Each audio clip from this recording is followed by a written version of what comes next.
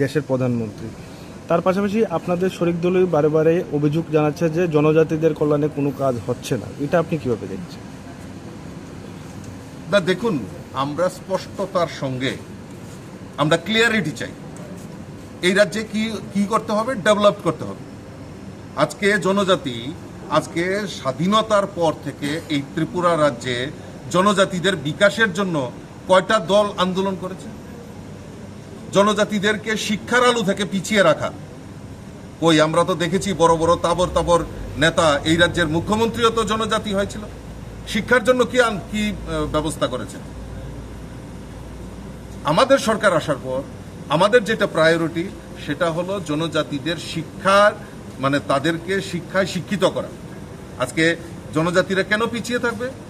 এই রাজ্যের TCS officer, doctor থেকে শুরু করে ইঞ্জিনিয়ার থেকে শুরু করে তারা অগ্রণী ভূমিকা পালন করবে আমাদের জনজাতি অংশের ভাইয়েরা বোনেরা। তার ব্যবস্থা তো এতদিন হয়নি। কেন গ্রাম পাহাড়ে রাস্তাঘাটের উন্নয়ন হবে না? তার জন্য তো আন্দোলন হয়নি বিগত দিনে। পানীয় জল পৌঁছায়নি, তার জন্য তো আন্দোলন হয়নি।